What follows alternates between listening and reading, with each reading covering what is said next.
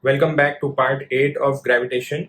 Today also we are going to solve some very important MCQs. Okay, so the homework MCQs of last time and today's homework MCQs we will be discussing together in the next class. So let's get started. So the first question is number 25. We are in the second section of the chapter, that is acceleration due to gravity. So question number 25, the value of G on the surface, Earth's surface, is 980. So we know that. But if you notice, the units have been changed. Usually we take it as 9.8, but they've changed it to CGS units. So it's 980 centimeters per second square. Its value at a height of 64 kilometers. So height is given. So what is the value at 64 kilometers from the Earth's surface? So what's our formula? So they want GH.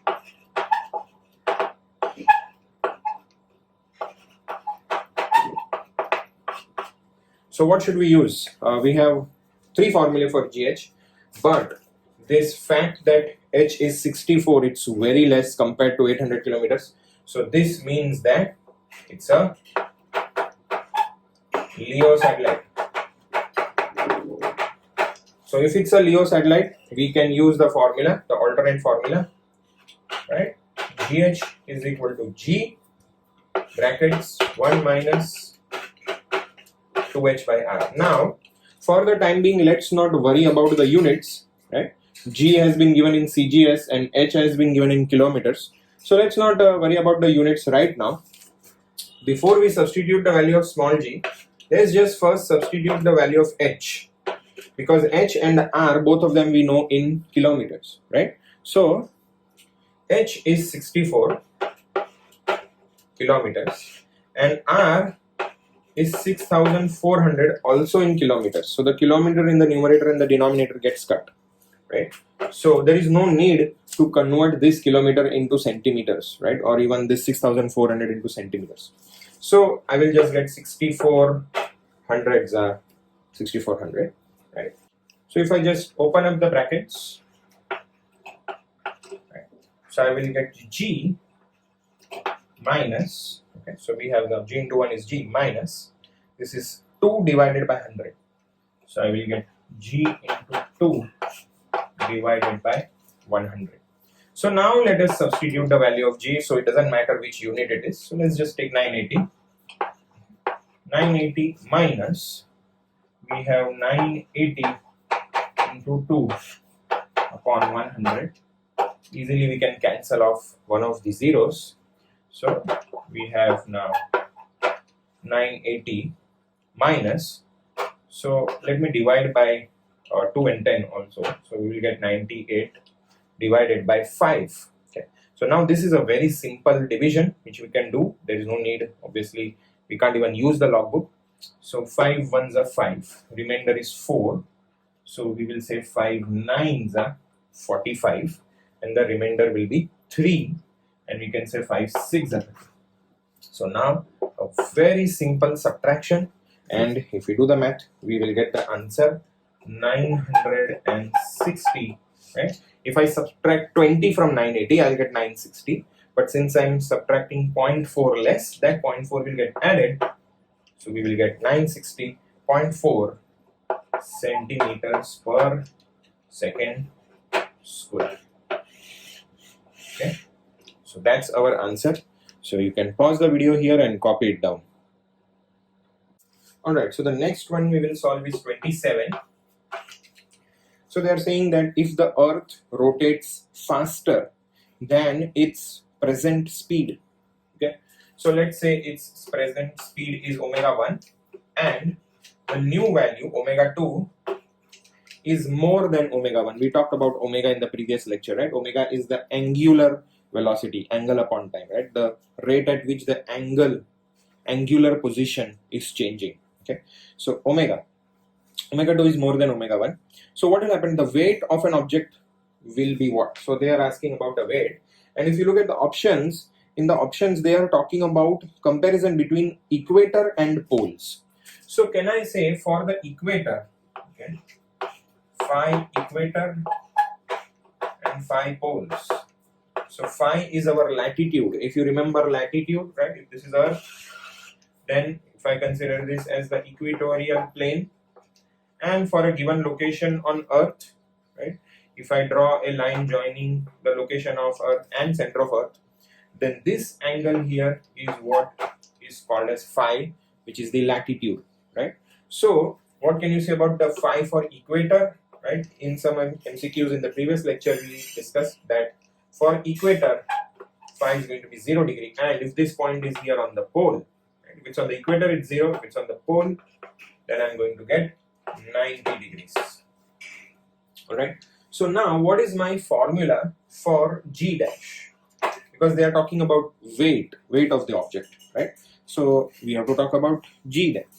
So G dash is G minus R omega square cos square phi. Okay, so this formula we will use now for two cases. Case 1, we are talking about equator, and case 2 we will talk about the poles. It can be the north or the south pole. So if I am talking about the equator, the phi e, if I substitute as 0, cos 0 is 1. So I will get G dash is equal to G minus R omega square into 1. Whereas at the poles, what's going to happen? G dash is going to be G minus, if I substitute cos 90 is basically 0. Okay, so cos 90 is 0, so G minus 0 is basically G. So now how does it matter whether omega changes or not? Anyways, the phi value is going to cause the G dash to become permanently G no matter what the omega value is. So whether I take omega 2 or omega 1 at the poles, right, there is no change.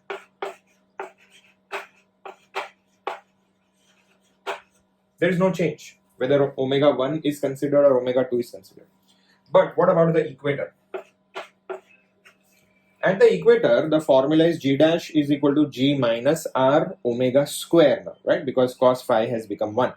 So if omega is increased, the value of omega is increasing, then this term which is being subtracted from G will increase. So now I will have G minus a bigger number. So if I am subtracting a bigger number from G in case 2, right, when omega 2 is more, then my resultant G dash will decrease.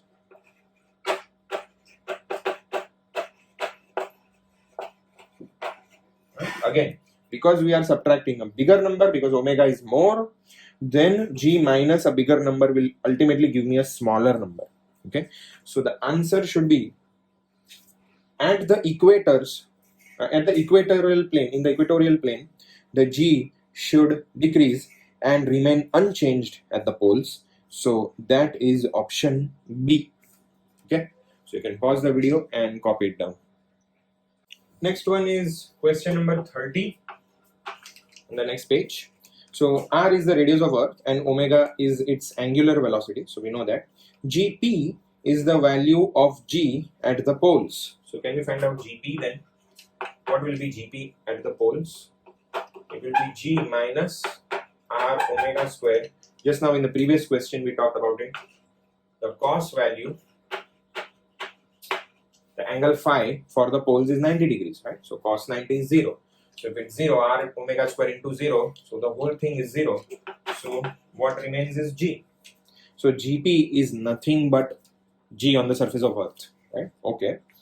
So the effective value of G at the latitude lambda equal to 60 degrees. So this phi value now, they are changing the symbol. This is one very common way to confuse you in any kind of MCQ exam, is just change the symbol. Okay, so instead of phi, the usual notation phi, they are using lambda, and that's fine. Okay, what matters is the number, which is 60 degrees. So what is the effective value of G at this latitude? So we have to find out. So let's find out G dash. It will be G, but this G is nothing but Gp. So we will say Gp minus R omega square cos square of this phi, which is nothing but 60 degrees. So what is cos 60? Cos 60 is the same as sin 30, it is half. So half square will give me what is square of 1 by 2? It's going to be 1 by 4. Okay, so that should give us the answer that at 60 degrees the value of G should be Gp minus R omega square by 4. So that is nothing but option A. Okay, so again copy it down. The next one is 31. The depth d at which the value of acceleration due to gravity becomes, so Gd, this is the value of acceleration due to gravity at depth d, this becomes 1 by n times, so 1 upon n times. You see what I'm doing? I'm just converting the statement to an equation.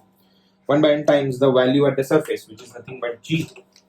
So Gd is 1 by n into G. So they are asking what is that depth. Okay, so this is very simple. So if Gd is G by n, we know the formula for Gd is what? It's going to be G into 1 minus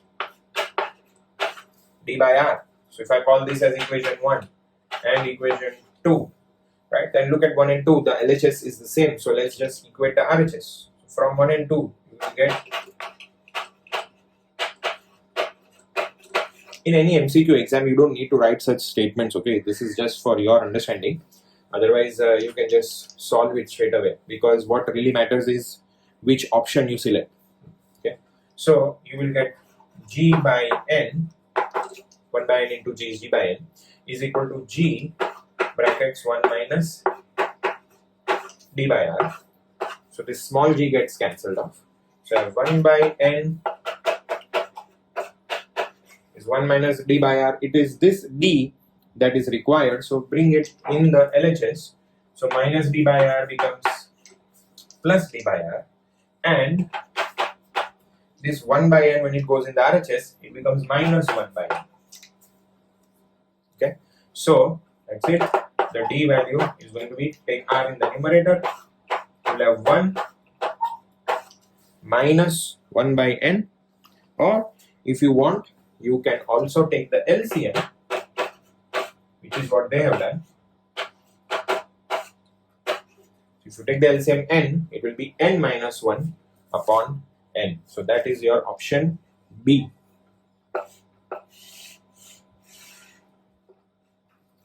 So again, please pause the video and copy it down. Alright, so the next one is 32. At what height? So what would they want? Required is height over the Earth's pole. So that's fine. I mean, it can be over anywhere. At what height the free fall acceleration decreases by 1%? So what does that mean? G at a height h, right? It decreases by 1%. So if it is less by 1%, that means it's G minus, okay, 1%. So what do we mean by 1%?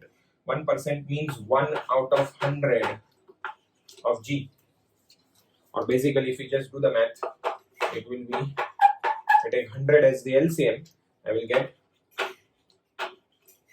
99 by 100. 1% less is 99%, right? 1% less than 100% is 99%. So 99% means 99 divided by 100 times G, right? So GH is 99 by 100 times G. Our job is to find out what is this height. So then obviously the question that arises is, what formula to use? Because nothing is mentioned whether it's a LEO satellite or it's any other ordinary satellite. So what do? So look at this number, 99 by 100.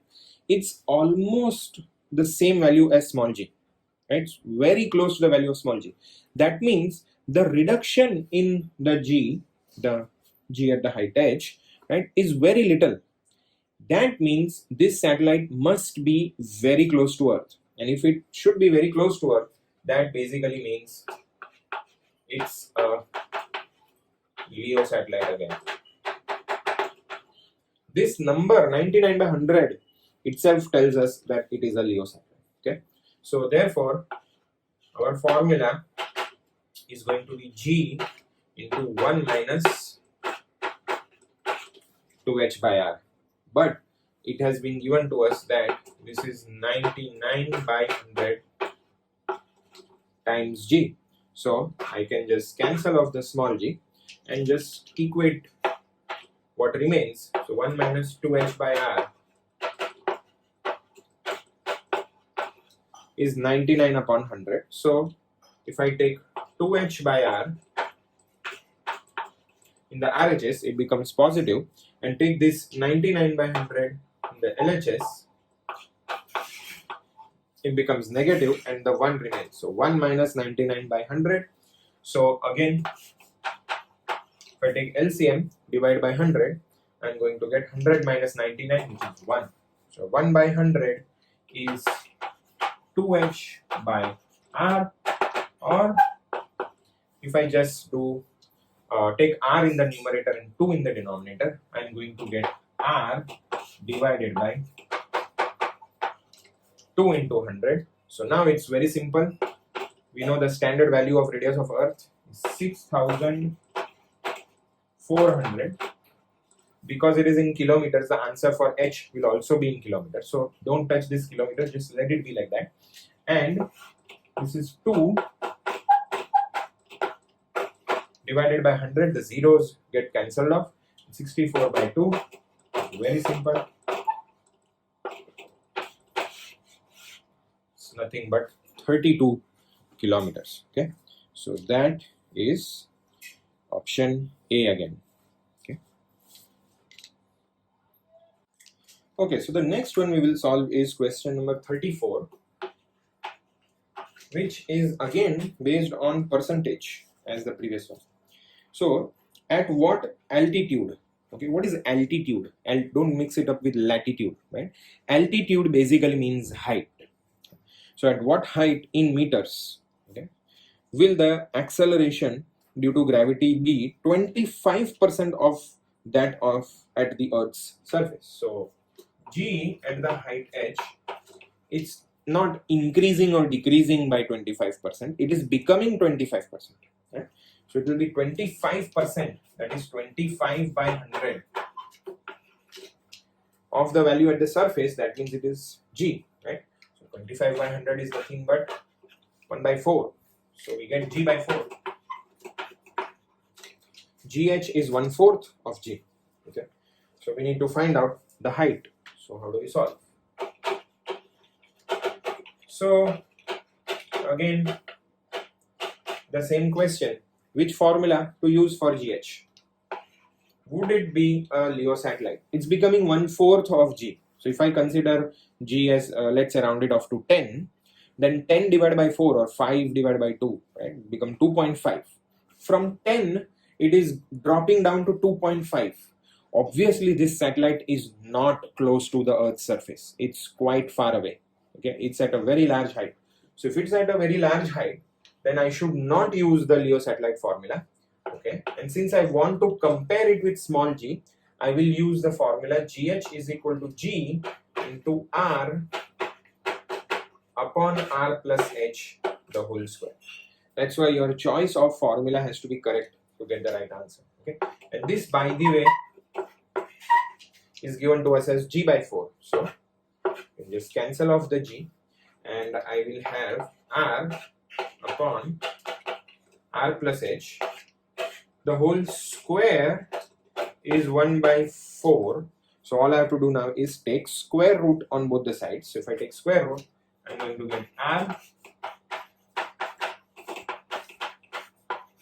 upon R plus H is going to be 1 by 2. Okay, and then cross multiply. So 2R is R plus H, or in other words, 2R minus R, or that's it. I get H is equal to R. So if they want it in meters, they should have said 6,400, but as because the question was at what altitude in meter, so the answer is just in terms of R, so just keep it like that. H is equal to R, that is B. Okay, so please copy it down. Alright, so the next one is 37. So weight of 1 kg becomes 1 by 6 on moon. So basically what this means is if 1 kilo became equivalent to 1 by 6 kilo, that means weight on moon is 1/6 of the weight of an object on earth, or basically it means g moon is 1/6 of g on earth, right? Or 9.8 divided by 6. In fact, this is one of the numbers to be memorized, right? G moon is 1/6 of earth. Alright, radius of the moon is given to us. So the radius of the moon is 1.768 to 10⁶ meters. Then what is the mass of moon? So they want the mass of moon. Alright, so this is a very simple substitution question, I would say. What we need to do is, if we want G on moon, then the formula is capital G, M of moon, Gm by R square, right? So R moon square. So that's it. We just want mass of moon. So bring it on one side, everything else on the other side. So Rm square gets multiplied by Gm, and the G, capital G, goes in the denominator. All we need to do now is substitute the values. So mass of moon is going to be Gm, let's substitute it as Ge by 6, right? Gm is Ge by 6. So we have Ge by 6. The other two terms remain the same, Rm square and capital G. So that's it. We can plug in the numbers. 9.86. Rm is 1.768 square, and divided by G is 6.673, and let's consider their powers of 10 together. So power of 10 for R is going to be, this is R moon, 10⁶ square is 10�12, and 11 for capital G, minus 11. So that minus 11, when it goes in the numerator, it becomes plus 11. So 12 plus 10 will give me 22, plus 1 more is 23. So the power of 10 becomes 10⁻23. Okay. Now let's do this simple division. 9.8 divided by 6, we can just divide it by 2, because that's very easy. So I'll get 4.9 by 3, 1.768 square, and 6.673. Now if you look at the numerator versus the denominator, because if we check, compare it with the options, right? In the option there is no 0 point something into 10 raised to a power. It's all of them, all four of them are number more than 1 into some power of 10. So let's check, is the numerator more than the denominator? So now 1.76, or if I take it as 1.7, just round it off as 1.7. So 1.7 square, okay, will give me 3 point something, and this, if I just round it off as 5, so 5 3s are, let's say it's approximately around 15, and the denominator is 6 into 3, which is 18, but this is 6.6, so it's more than 18. So the numerator is actually less than the denominator. So if I divide these two, my value will be less than 1. Less than 1 into 10⁻23, which doesn't match with any of the options. So what I should do is borrow 110. Right, 10⁻23, make it as 10⁻22, and let's make this say 4.9 as 49. So we will get 49 into 1.768 squared divided by 3 times 6.673, and since we have taken off 110, the power of 10 will become, it will reduce by 1 and will become 10⁻22. Now in 10⁻22, unfortunately we have two options, which are option B and D, right? So A and C are definitely not the answer, because they are 10⁻30 and 10⁻24. Now option B and D, both of them have the power 10⁻22, and why I'm saying it's unfortunate, because look at the options. one of them is 7.56 and the other one is 7.65. These are very, very close numbers. Okay, so usually they do not give such options which are extremely close, because now this division has to be done very precisely. Okay, preferably, you know, we should actually do it. This question should not appear as an MCQ. It should just appear as a normal numerical, and then we can use the logbook like in the board exam, okay, or in the college exam. But as an MCQ, such close options are very rare. So we will unfortunately have to do this with either a calculator, or you can check it out with you know, your logbook, or if you want, you can just do a manual calculation, and the answer will turn out to be 7.65 actually. Okay. So as I said, such questions, such options should not come, ideally speaking, in the exam. But this one question is an exception. Okay. So just take the answer as 7.65, that is D. Okay, so pause the video here and copy it down. Okay, so the next one is a very interesting question, question number 40. Where will it be more profitable to purchase 1 kg sugar? Okay. So W is mg. So let's say the weight, if I consider it as a constant quantity, right? Because the weighing scale is going to measure the weight, right? And the weight should be a constant, right? Which will be equivalent to 1 kilo. So the options, if you look at them, poles, equator, and some latitude of 45 degrees and 40 degrees. So obviously the extremities are going to be at the poles and the equator. Okay, so that 45 degree latitude and 40 degree latitude is definitely not the answer. We have to do a comparison between pole and equator. So what can you say about the value of small g at the poles, if I call it as GP, versus the value of small g at the equator? So in one of the MCQs we had discussed this earlier, right?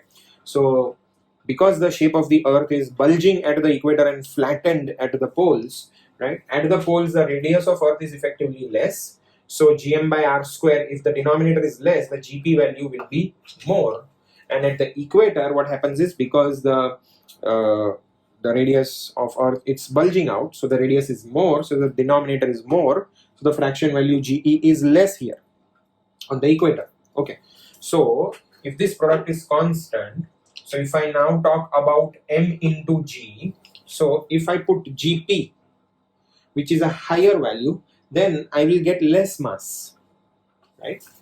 If I say MPGP, right, is equal to MEGE, then if I do this MP by ME, it's going to be GE by GP. Just divide, because it's the product is a constant, because the weight which is being measured by the weighing scale will be some constant for 1 kilo, right? Whatever is the force. So treating that as a constant, what is G by GP? G by GP. So GE is less, GP is more. So G numerator is less, denominator is more. This number is less than 1. So MP will be less than ME, or in other words, the mass that I would get on equator would be more than what I would get on the poles. So it would be more profitable to buy anything on the equator. Okay, but this to tell you frankly, practically doesn't make sense, because all the weighing scales, especially the digital weighing scales, they are always calibrated before they begin using it, right? So when they turn on the machine, you know, it shows some random weight, maybe in negative, maybe in positive. Then they press one reset button, right? So then that is considered as 0 kilos. And then on top of that, whatever is added is counted as the extra mass. So practically speaking, it doesn't matter where you buy whatever. Okay, but yeah, theoretically, it would be more profitable to buy it on the equator. Okay, so you can pause and copy it down. Alright, so the next question here is number 41, and this is again an interesting question. We will learn something new here. If the radius of the earth shrinks by 1.5%, so you can say percentage change in radius is, it shrinks by, that means it reduces, so we have to put a minus sign here, okay, minus 1.5%. okay, so mass remaining the same, so mass is constant.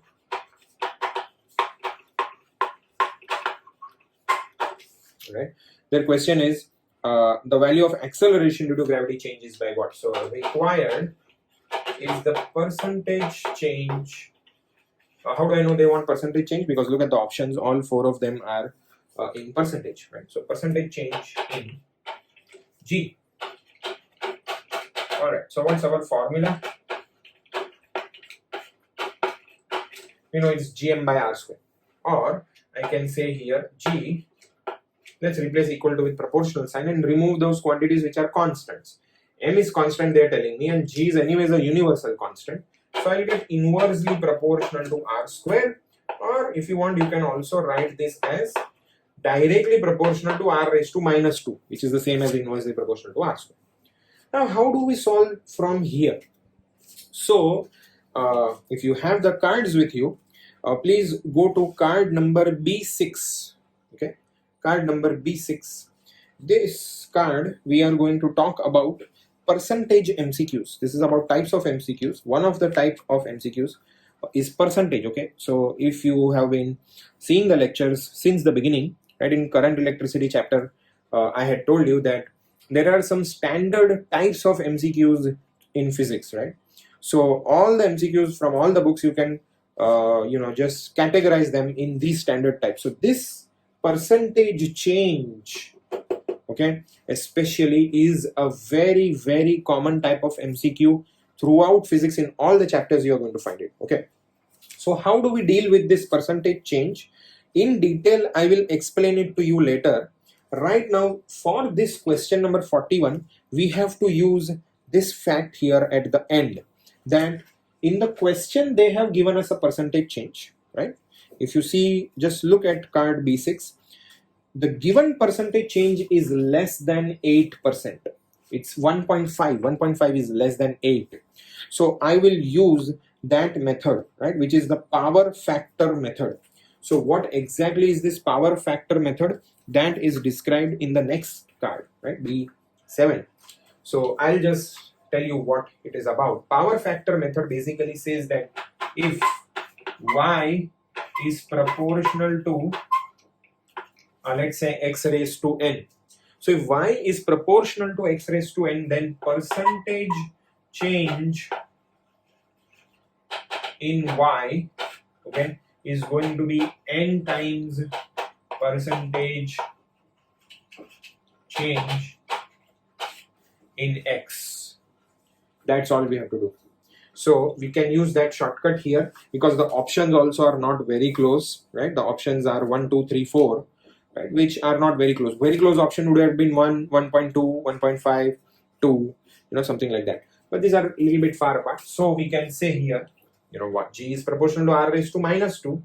So we will say percentage change in G is going to be, what is my power? My power is minus 2. And what is my percentage change in the x value, which is nothing but the radius here? So the percentage change in the radius is minus 1.5. 1.5 can be written as 3 by 2. So the 2 gets cancelled off. The negative into negative becomes positive, and we get plus 3%, right? Or the positive sign here indicates what? It indicates that it is increasing, right? So the answer would be option C. Okay, so this is a new type of question.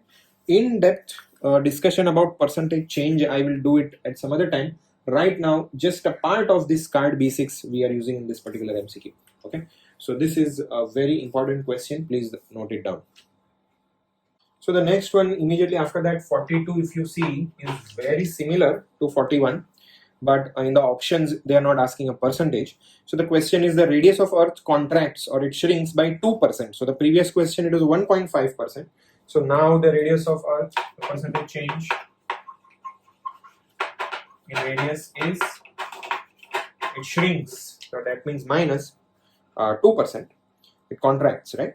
And its mass remaining the same. Okay, same question. So weight of the body, what will happen to the weight of the body? So it's mg, or I can say proportional to g. But what is happening to g? G itself, we saw in the previous question, is inversely proportional to r square. So if r is decreasing, right, it's negative change, it's decreasing, then what will happen to small g?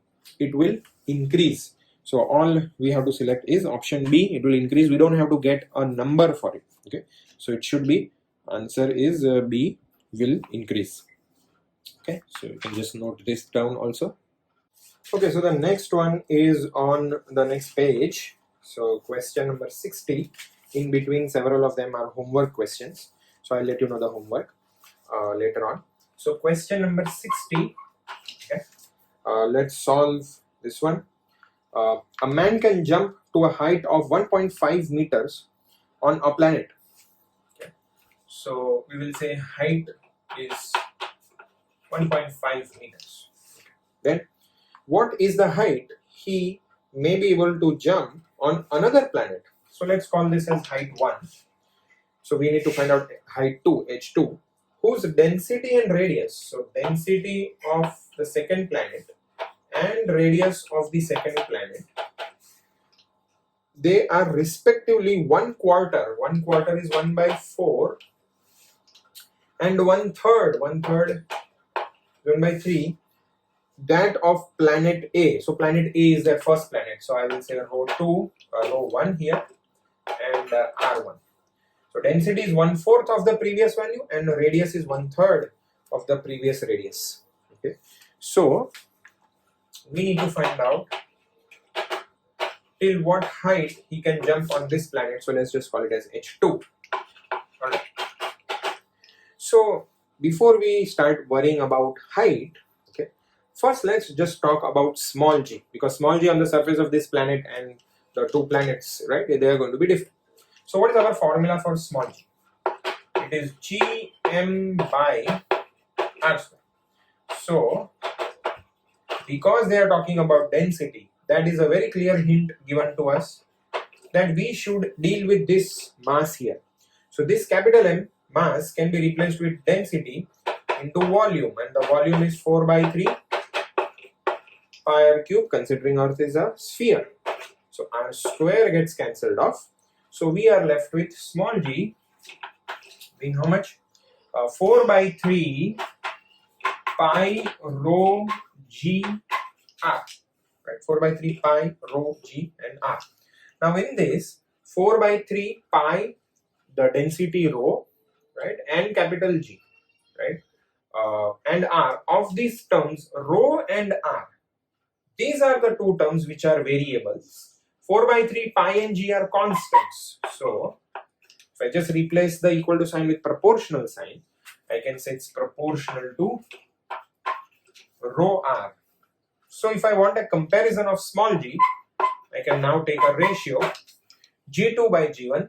Since both of them are directly proportional, I will say rho 2 by rho 1 times r2 by r1.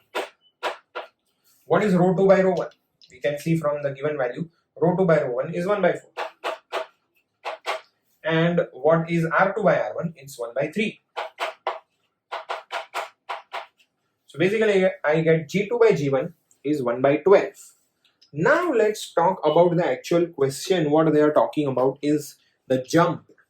So when a person jumps to a certain height, can I say basically he is doing work because of especially the muscles of his legs? Okay, I mean the whole body is involved, but especially the muscles which are pushing him up, right, are his leg muscles.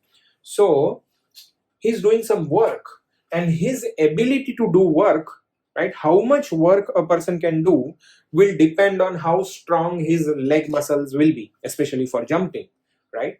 So basically if he is the same person, he or she, whoever it may be, right, the person is the same, so the body is the same, right, the muscles have the same strength, so the work done on both the planets is going to be the same, and the work done can be written as force into displacement, or F into S we can say. So F1 S1 is F2 S2, right? Now what can we say about force, right? S is a very common notation we use for displacement. What force is the person going against? Is basically going against the gravitational force, right? That is the force against which he is doing the work, right? So this force to do the displacement is nothing but mg.